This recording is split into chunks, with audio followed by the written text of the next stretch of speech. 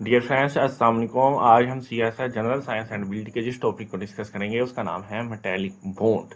आज के इस टॉपिक के अंदर हम ये डिस्कस करेंगे कि मेटेलिक बॉन्ड किस तरह हमारे वजूद में आता है, क्योंकि एटम जो है मेटल्स के अंदर जो एटम है उनका एटॉमिक नंबर बहुत ज़्यादा होता है, तो जिसकी वजह से उनके जो इलेक्ट्रॉन के शेल हैं वो बहुत ज़्यादा बड़े होते हैं और अंदर जो न्यूक्लियस है उसके तमाम वैलेंस शेल के इलेक्ट्रॉन या मुकम्मल हर तरह के इलेक्ट्रॉन पर कंट्रोल नहीं रख पाते, क्योंकि स्ट्रॉन्ग इलेक्ट्रोस्टैटिक फोर्स नहीं होती।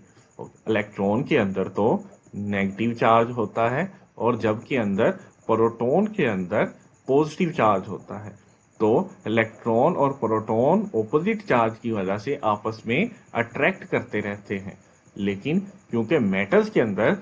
लार्ज किस्म के इलेक्ट्रॉन शेल होने की वजह से उनका मुकम्मल तौर पर वैलेंस शेल के इलेक्ट्रॉन पर होल्ड कमज़ोर हो जाता है और इस कमज़ोर होल्ड की वजह से वो फ्रीली मूव करना शुरू कर देते हैं और इस तरह हर एटम का जो वैलेंस शेल है वो अपने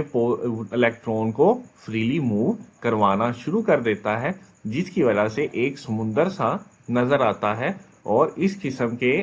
बॉन्ड को मेटेलिक बॉन्ड कहते हैं। इस किस्म के बॉन्ड को मेटेलिक बॉन्ड कहते हैं। ये एक वीक किस्म का बॉन्ड है और इसी वजह से इन्हें शीट्स और तारे बनाने के लिए इजीली इस्तेमाल किया जा सकता है, क्योंकि मेटल्स के अंदर वीक किस्म की बाउंडिंग होती है और वो बाउंडिंग पॉजिटिव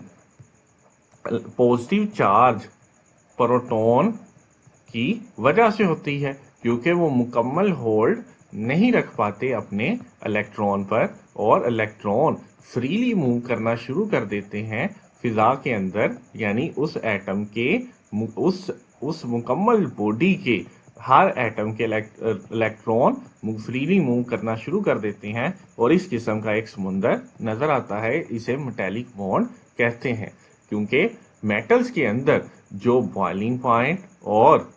क्योंकि मेटल्स के अंदर बॉइलिंग पॉइंट और फ्रीजिंग पॉइंट बहुत ज़्यादा होता है, इसी वजह से कि उनका जो एटॉमिक नंबर है वो बहुत लार्ज होता है, तो उस लार्ज एटॉमिक नंबर की वजह से जो बॉन्ड हमारे वजूद में आता है उसे मेटेलिक बॉन्ड कहते हैं।